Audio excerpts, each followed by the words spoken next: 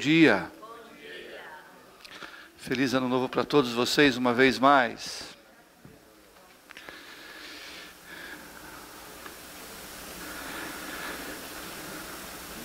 Bom estar aqui mais uma vez com vocês, compartilhando momentos de adoração,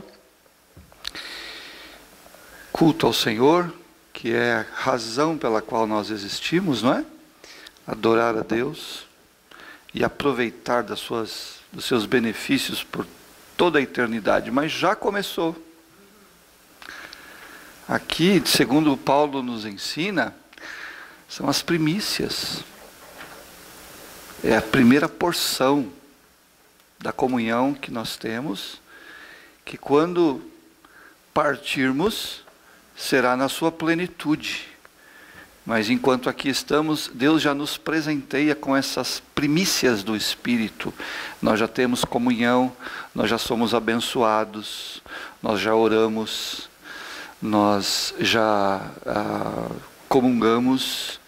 Nós temos grandes privilégios enquanto cristãos, mesmo hoje, aqui e agora, mesmo ainda sendo pecadores e sofrendo com o pecado que em nós ainda habita. Mas ele será erradicado de nós, e nós não mais teremos nem possibilidade, muito menos vontade de pecar quando o Senhor nos levar. Isso é uma esperança que precisa renovar o nosso coração e nos dá uma porção a mais de graça para a gente lidar com a gente mesmo, não é? Enquanto aqui a gente continua. Eu fiquei ali de olhos fechados quando nosso irmão estava lendo o Salmo 29. Eu ia abrir a Bíblia, mas eu falei, não, deixa eu ouvir. Fechei a Bíblia, ou melhor, nem abri a Bíblia, né? E fiquei ouvindo.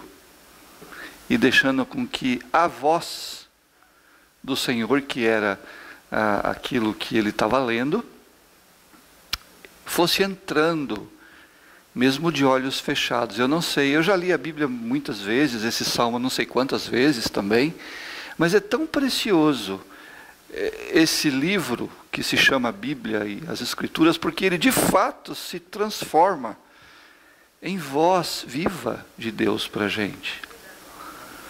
E aí não sei se você lembra, mas ele fala que a voz do Senhor faz um monte de coisa. Não é? Quebra o cetro do Líbano, cria, recria, abate, levanta, faz nascer, derruba o mal. E tem uma parte que ela fala assim, que Deus preside os dilúvios. Eu fiquei assim de olho fechado, pensando nos dilúvios da nossa vida, naquilo que é consumido pelas muitas águas, como diz o outro salmista. E a impressão que dá, através dos salmos, é que Deus preside todas essas coisas, fazendo com que todas as coisas cooperem a uma para o bem daqueles que o amam. E é essa voz do Senhor que nós ainda temos, que vem graciosa e entra na gente, transforma a nossa vida e faz aparecer o que não existe, derruba o mal que existe, restaura, renova a fé, renova a esperança. Essa é a voz que eu creio que você veio aqui para ouvir. Não é a palavra de um homem, porque é só a palavra de um homem, mas a voz do Senhor, essa sim tem poder sobre nós, e é essa que a gente quer que tenha poderes sobre nós, não é verdade? Vamos orar e pedir para o Senhor dispensar a sua voz graciosa para o nosso coração e fazer da gente aquilo que Ele quiser fazer, que lhe bem aprouver fazer, quer seja erguer, quer seja derrubar o nosso orgulho, quer seja restaurar a nossa fé, quer seja transformar a nossa vida do jeito que Ele quiser, cada um na sua individualidade e ao mesmo tempo a igreja como um todo, segundo a imagem perfeita de Jesus, o seu Filho. Feche os seus olhos, abaixa a sua cabeça e peça para o Papai do Céu falar com você, com a sua voz poderosa.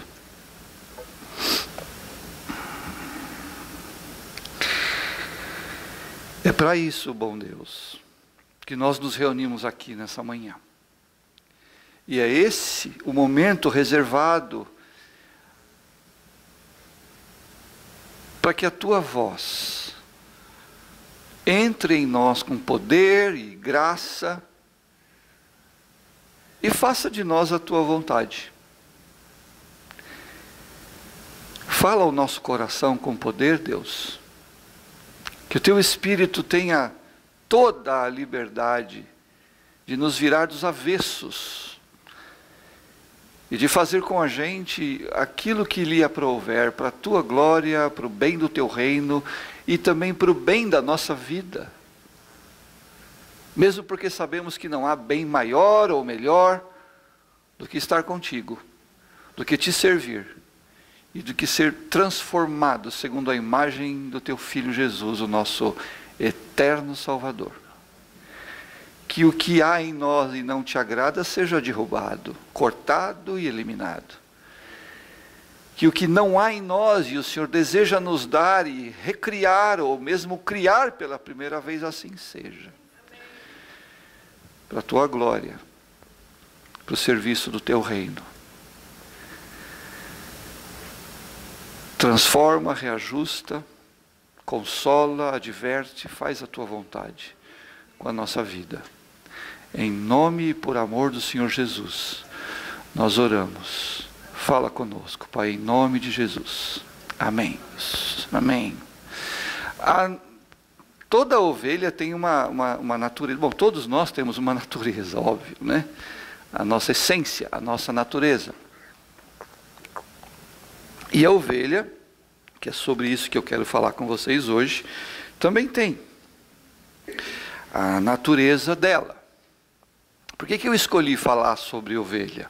Eu até pedi permissão para o pastor Renato, porque eu ia fugir um pouquinho do tema que ele me deu, um pouquinho, não é? Ele deixou, mas a gente vai mexer um pouquinho também na ideia de comunhão, né, de interação uns com os outros. Mas eu queria falar um pouquinho sobre ovelha e as necessidades de uma ovelha. Às vezes, quando a gente pensa em ovelha, normalmente a gente tem a ideia assim de uma coisinha cute, bonitinha, não é? Fluffy, que a gente admira, a gente gosta, porque o próprio nome é cute, não é? É bonitinho. O nome ovelha traz assim uma ideia de que é um animalzinho. Qual que é outra palavra que eu vou usar para cute? Bonitinho e afetuoso. Não é? É fofinho, não é? Fofinho. Tá certo, se ela for bem cuidada, se você levar para sua casa e você dar banho uma vez por semana, se você escovar o dentinho dela, como a gente faz com os nossos puppies, né? Com o cachorrinho, o gatinho, sei lá, põe lacinho e tal, ela pode até ficar bonitinha e cute, fofinha, como vocês disseram. Mas a natureza dela não é essa. A verdade sobre ovelha é uma coisa mais... é um pouquinho diferente do que a ideia que a gente tem da ovelha. Ela não é assim, naturalmente bonitinha, agradável, cute. Não é um animalzinho que a priori, de verdade, você se sente atraído e não quer levar para casa. Porque ela nem é um animal doméstico, nem foi domesticado. É um animal dos campos, que é um animalzinho que vive do lado de fora. Ela não é cute. Ela é weird, esquisita, às vezes. E ela precisa, como necessidade, de cuidados super, super especiais, para que ela se transforme em algo que seja... Obrigado. Por isso que eu gosto de pregar nessa igreja. Eu nem preciso, o povo já sabe, já responde com naturalidade, não é? Eu queria lembrar a vocês assim 4 características de uma ovelha.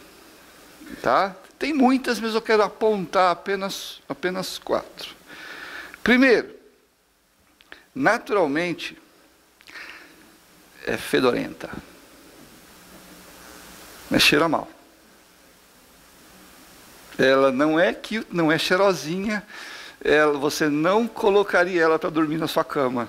E não ia agradar muito, porque o cheiro não é agradável. Ela cheira mal por natureza. Segunda característica. Ela é desprovida de inteligência. Bichinha burrinha.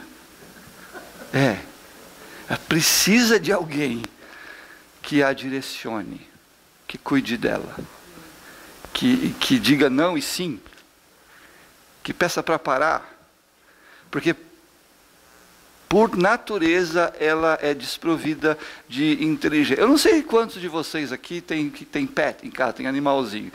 Roda um tanto de vídeo lá nos Facebook da vida e tal, que você vê. Eu, pessoalmente, amo ver o que os animais são capazes de fazer. Cachorro faz de tudo. Eu não sei, mas tem uma inteligência lá, não é possível que não tenha. Tem que ter uma intuição inteligente ou alguma percepção, eu sei lá o que é. Mas a gente tem um lá em casa e ele sabe das coisas. Não é? Ele sabe que quando a gente sai, ele corre para a janela, porque ele sabe que a gente vai passar na janela do outro lado. Não é assim? Já viram o papagaio fazendo umas coisas engraçadíssimas, porque tem que ter alguma inteligência nesses bichinhos. Está rodando um vídeo aí, eu ia até trazer para vocês, mas tem que ficar trazendo o vídeo, às vezes não é muito legal, porque todos nós vemos tanto vídeo toda hora que acaba enjoando. Não sei se alguém viu, rodou um vídeo de uns burros pulando, viu aquele ali? É uma haste e vem os burros, eles param, um olha e pula, o outro para, olha e pula, o terceiro, um burro, hein, orelhão, para lá e olha e cheira a haste, pega a haste com a boca, joga no chão e passa. É até burro inteligente. Quer dizer, é impressionante como esses animais têm uma percepção, uma inteligência. Mas a pobrezinha da ovelha, gente, eu nunca vi fazendo nada. Ela é burrinha. Ela é desprovida de inteligência. Ela precisa que alguém faça alguma coisa por ela, porque senão ela vira presa fácil. Bando de lobo, de cachorro, eles andam junto, mas se bando de ovelha andar junto, vai morrer todas, porque lobo pega, se perde, cai no precipício, se afoga, é um problema, porque ela não tem inteligência própria, precisa de ajuda. Assim é a ovelha. E uma terceira característica da nossa ovelha é que ela não enxerga bem. A bichinha é ceguinha. Alguns dizem que a ovelha não enxerga mais do que 2 metros adiante dela. Eu não sei se isso é verdade ou não, mas a questão é que ela fácil sai andando sozinha e vai parar lá na beira do precipício sem sequer ter a noção do perigo que ela está passando, pendurada lá numa pedra lá em cima, sozinha. Por quê? Porque ela não enxerga bem. Ela precisa estar junto com o povo, com o rebanho, para poder ser conduzida. Por isso que elas têm que andar tudo embolada, que nem metrô de São Paulo, do Rio de Janeiro, 6 horas da tarde, senão se perde. Tem que estar junto com as outras, andando junto com o rebanho, senão ela se perde, porque ela não enxerga bem. Não inventaram nem óculos para a pobrezinha, ela não enxerga, ela precisa estar junto, para junto com o povo ir na massa, andando na massa com os demais. E em quarto lugar, uma quarta característica da ovelha é que ela não segue naturalmente alguém, o seu pastor. Não é natureza dela, precisa ser ensinada a isso. Razão pela qual, é óbvio, né, que para o rebanho, para a ovelha, necessita de alguém que conduza, que diga, que fale, não é? Que apite. Precisa até de um outro animal inteligente para ajudar a ela não sair fora como os cães. E eu, como sou um apaixonado por moto, gostei dessa foto, que o sujeito aqui é pastor montado numa moto. E ele vai e faz o seu trabalho carregando e para que ela não se perca. Bom, até aqui eu falei da ovelha, algumas características da ovelha em si. Só que se você é um bom leitor da Bíblia, você sabe muito bem que Jesus nos compara a ovelhas. Aí eu falei, ups, ele nos chama de ovelhas. Nós somos ovelhas. E por isso que eu resolvi pegar alguns pontos negativos nossos, enquanto ovelhas, para a gente poder se enxergar melhor, para a gente poder servir melhor, para a gente poder se entender melhor, a fim de caminharmos de uma forma mais alinhada. A comparação que Pedro diz, por exemplo, falando quando escreve a sua carta, ele diz, porque éreis, Pedro diz para a igreja, porque éreis como ovelhas desgarradas. É assim que ele fala da igreja. Nós éramos como essas ovelhas desgarradas, burrinhas, ceguinhas, mal cheirosas, que andava por aí, batendo cabeça, sofrendo e sendo alvo disso ou daquilo, diz Pedro na sua carta. 1 Pedro capítulo 2, verso 25. O salmista, lá no Salmo 119, verso de número 176, ele diz assim, o salmista, eu andei vagando como ovelha perdida. Ele admite, eu andei por aí vagando como ovelha perdida, vem em busca do teu servo, pois não me esqueci dos teus mandamentos.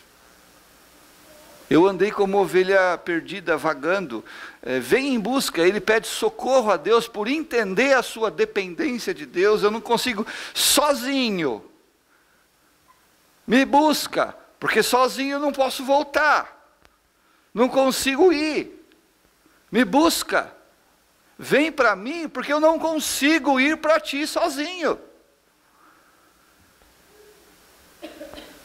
Quantas e quantas vezes esse não precisa ser o sentimento, a visão nossa de nós mesmos, porque assim aumenta a dependência de Deus. E nós nos faremos mais e mais ovelhas do bom pastor. Nessa mesma ideia, deixa eu falar um pouquinho para vocês só sobre essa intenção bendita do Senhor Jesus de nos resgatar. Jesus, quando veio, todos nós sabemos, veio primeiro para a casa de Israel. Ele veio para os seus, para a sua casa, para a sua família, para o seu povo inicialmente, para os israelitas, para os judeus. A salvação vem dos judeus. E Jesus disse para um dos seus discípulos, eu fui enviado apenas às ovelhas perdidas da casa ou de Israel. E ele deu instrução aos apóstolos, continuando, quando ele mandou os apóstolos pregarem o evangelho, ele diz, antes dirijam-se às ovelhas perdidas de Israel. Instrução de Jesus aos apóstolos.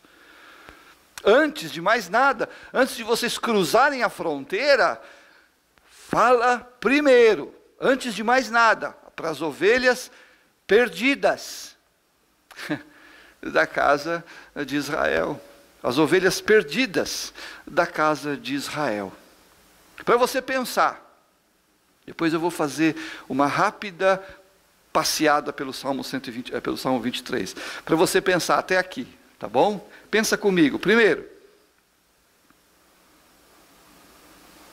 você que já é ovelha, você precisa se ver como a ovelha realmente é.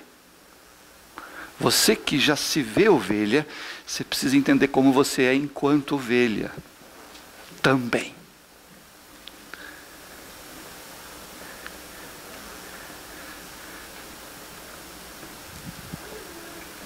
Queridos, nós não somos bonzinhos.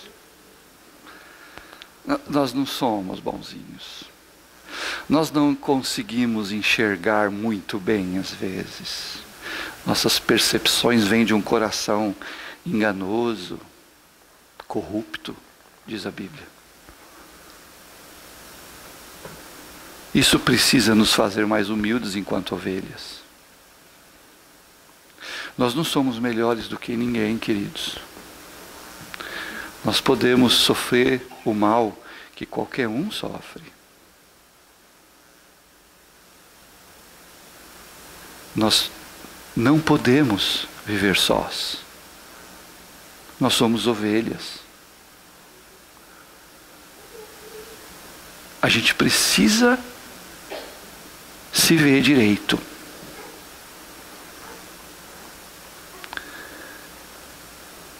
A gente pode até cheirar mal lá fora.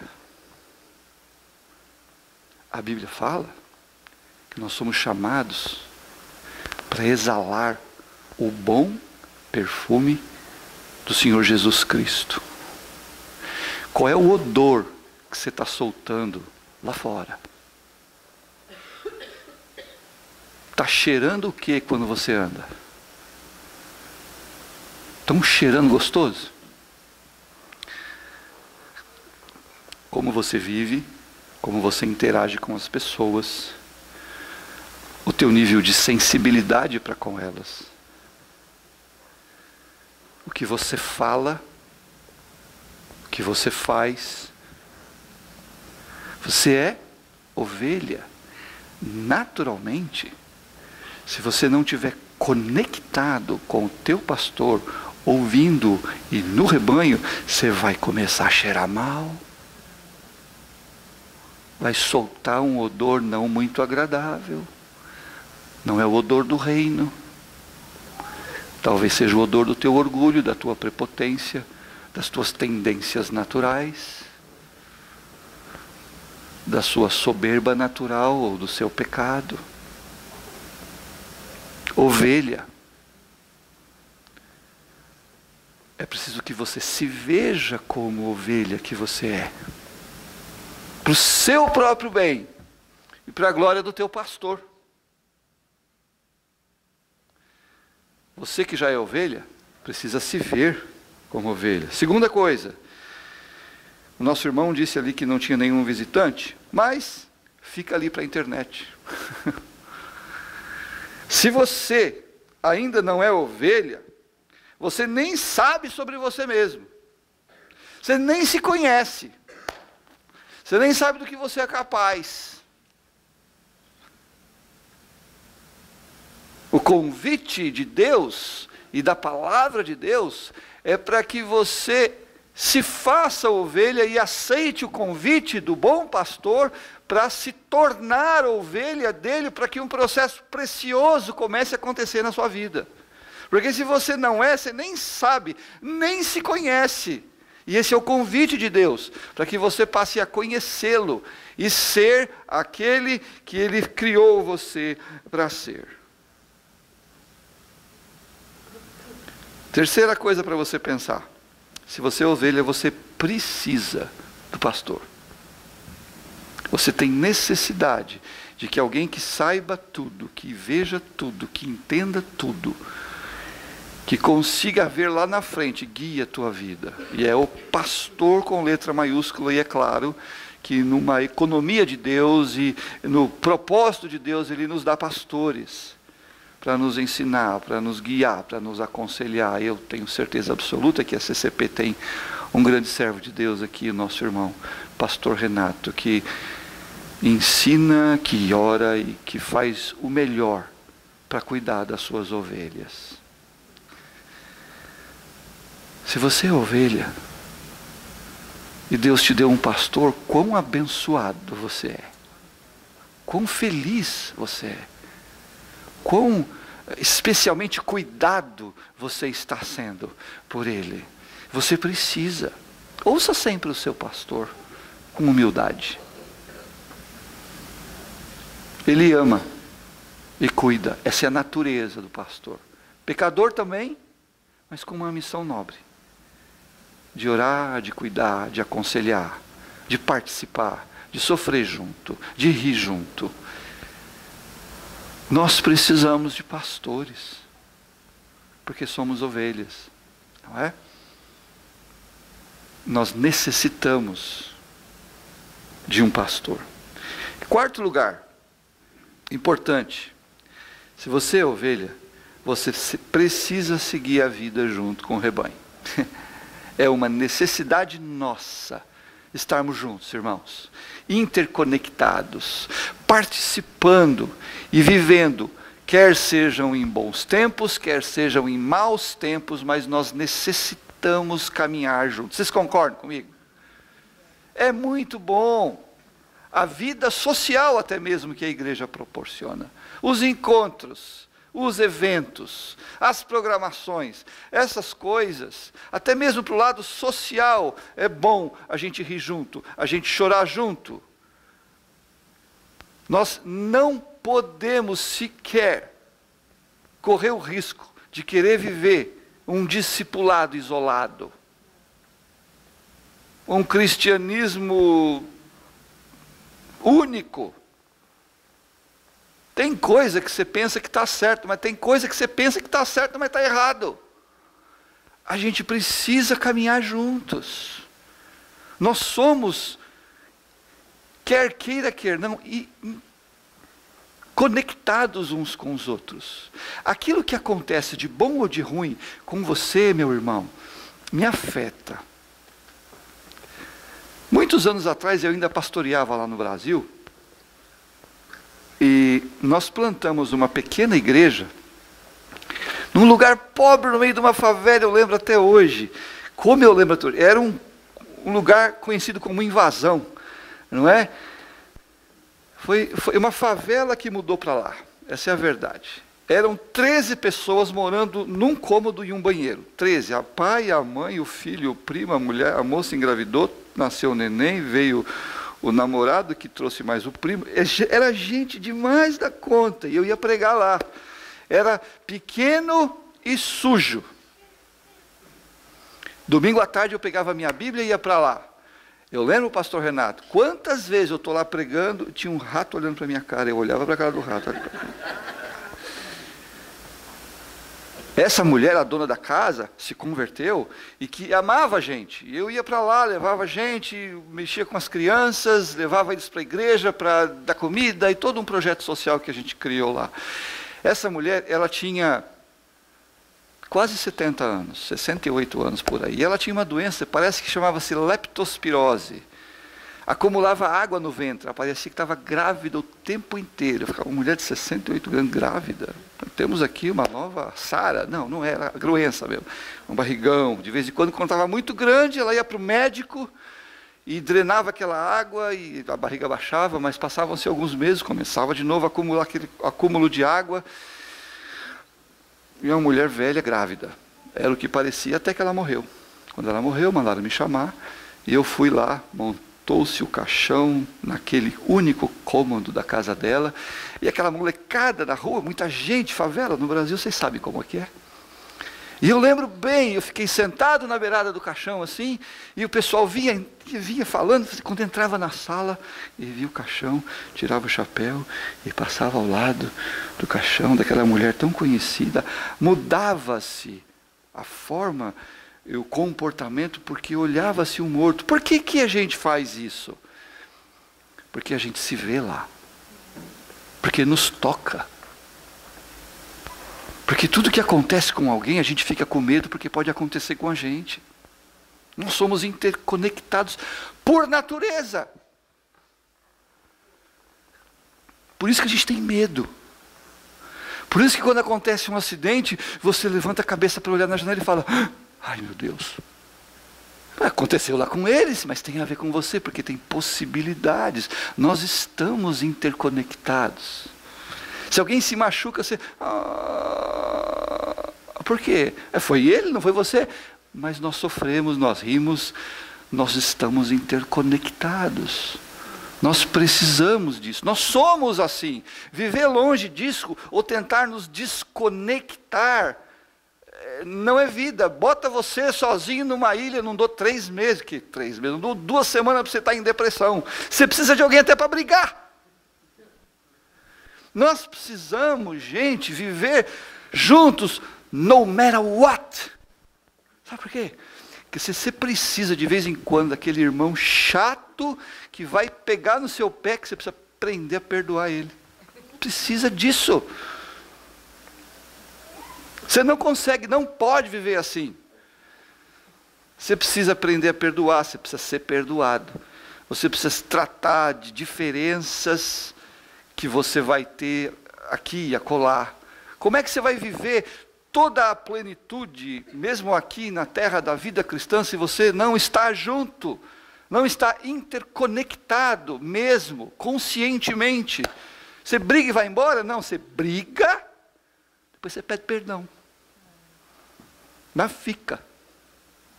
Se cuida, você é ovelha. Você dá o seu grito, você pisa no pé, mas você é ovelha. Aí você cai em si e fala, pisei na bola. Você me perdoa, meu irmão, foi estupidez da minha parte. Pastor, ora com a gente, vem aqui. Aí você chama o pastor, ou um presbítero, ou um irmão, e você ora, e você perdoa. Sabe por quê? Porque você é ovelha, você não pode... É contra a sua própria vida, enquanto ovelha, viver desconectado, viver longe do corpo. É preciso estar juntos, para exercitar todos os privilégios que Deus nos deu, de convivência, de comunhão, uns com os outros. Amém? Queridos, rapidamente, eu queria passar, eu quero que você me acompanhe, eu vou... passar rapidinho pelo Salmo 23, olha que legal. Esse Salmo 23, o Senhor é meu pastor e nada me faltará, eu já vi escrito em tudo quanto é canto, você também. Eu já vi escrito em lapela, no cemitério, em para-choque de caminhão, eu já vi escrito na porta da casa. Tem alguns que abrem a Bíblia pensando que a Bíblia é um amuleto, e deixa a Bíblia aberta como se fosse... mágica, né, que vai espantar sei lá eu o quê, se a Bíblia está aberta ou é no Salmo 91, ou alguns deixam no Salmo 23, né, fica aquela Bíblia aberta lá. Teve uma vez que eu fui tentar virar a página, estava dura, rasgada, quase que rasguei a Bíblia do moço lá, porque estava lá aberta, o Senhor é o meu pastor e nada me faltará, nada me faltará.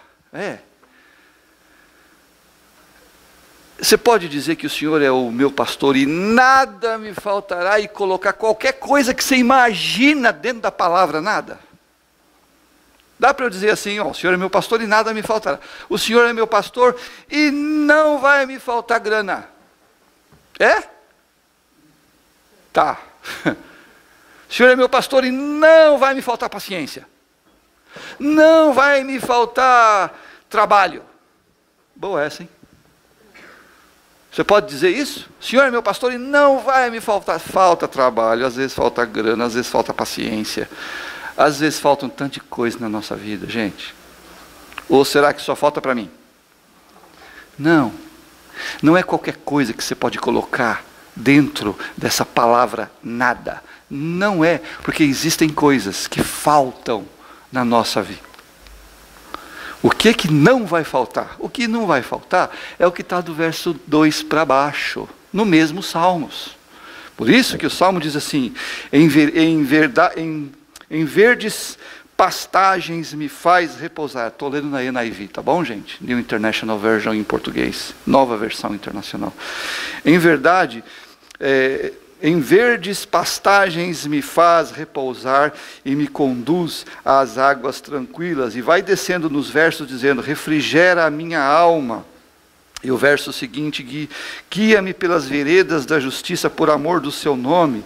E continua dizendo, ainda que eu andasse pelo vale da sombra da morte, não temerei mal algum, porque Tu estás comigo, a tua vara e o teu cajado me consolam. O que não vai faltar? Ora, os versos estão dizendo, não vai faltar alimento para a vida, diz o verso seguinte. O Senhor é meu pastor e não vai me faltar alimento para a minha alma. Pastagem, águas tranquilas, é o que a ovelha consegue comer. Pasto baixo, ela não pode entrar no meio de matagal que o pelo enrosca tudo, nem pode beber água em águas de grande movimento, tem que ser riacho baixo para ela beber, senão ela cai, o pelo encharca e ela afunda. Não vai faltar alimento, não vai faltar conteúdo para a tua alma, para o teu coração, por isso que você está aqui, sendo alimentado por Deus com a voz do Senhor, pelos estudos, pela palavra, não vai faltar alimento para você. E continua, ele refrigera a alma, não refrigera? Pois é na alma que às vezes a coisa pega fogo, não é não? Lá dentro da gente que a coisa borbulha, mas o texto está dizendo que não vai faltar refrigério para a tua alma, se você é ovelha desse pastor. São aqueles momentos que você está borbulhando por dentro, mas Deus sopra na tua alma. Quando você fecha os olhos e ora, Deus sopra na tua alma e você é refrigerado. Não vai faltar nunca isso para você que é ovelha. Não vai faltar refrigério. Não vai faltar. Não vai faltar direção, quando ele fala, guia-me pelas veredas da justiça por amor do teu nome. Não sei se você é igual a mim, mas tem hora que eu não sei o que fazer. Não sei para onde ir. Não sei qual decisão tomar. Deus está dizendo para você e para mim, que nunca vai faltar direção para a sua vida. O que fazer agora? Digo sim ou não? Deus me ajuda. Vou ou não vou? Bato ou não bato? Falo alto ou baixo? Como que eu trato meu chefe agora? Como é que eu reajo a esta situação? Sabe o que Deus está dizendo? Ele vai guiar você. Por meios mais preciosos. Por uma intuição de momento, por um conselho do pastor, por uma palavra de um amigo, por um bate-papo com a mãe. Ele vai guiar a sua vida. Se você é ovelha, não vai faltar direção para a sua vida. Ainda que eu ande pelo vale da sombra da morte, eu não temerei mal algum. Por quê? Porque tu estás comigo. Nunca vai faltar, querido, a presença de Deus ali no lugar onde você estiver. Você nunca estará só. O Senhor é o teu pastor? Não vai te faltar. Direção, refrigério, alimento para a tua vida. E a presença de Deus. A tua vara e o teu cajado me consolam. Eu acho bonito isso. Porque Davi está dizendo que o que o consola é a vara e o cajado do pastor. Até onde eu sei, a vara e o cajado do pastor são instrumentos de disciplina. Porque a disciplina consola. Não vai faltar para você a disciplina de Deus que consola a tua alma. Porque Deus, o pastor, te ama. E para encerrar, queridos, o Salmo continua dizendo: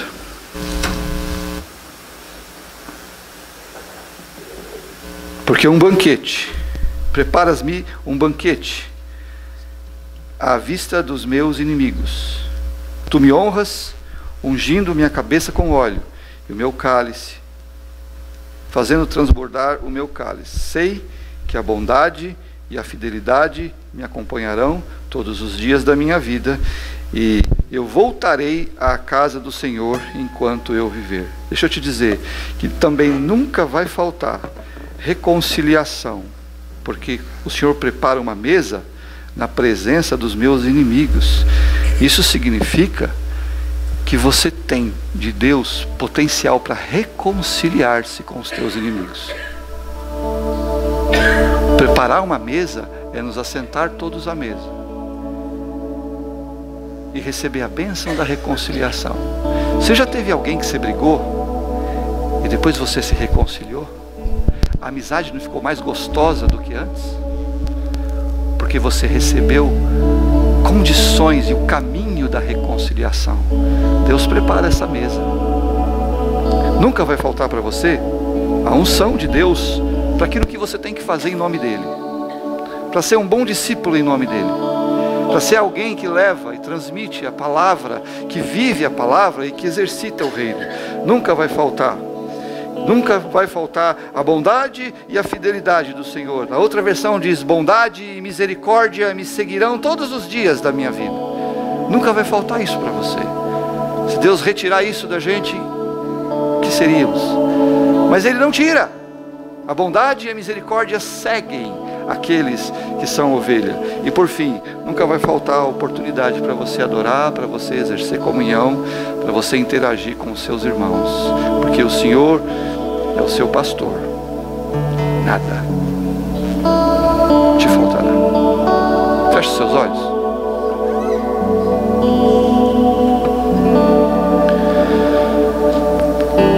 Senhor, que a tua voz desde já tenha começado a fazer o que o Senhor deseja para estas tuas ovelhas queridas, amadas, protegidas, e que juntos aqui, interagindo, interconectados como um rebanho teu, a gente siga adiante nesse ano, fazendo aquilo para o qual o Senhor nos chamou para fazer.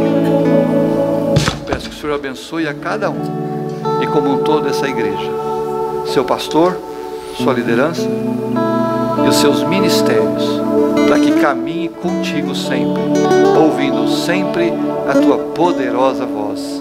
Em o nome de Jesus oramos. Amém.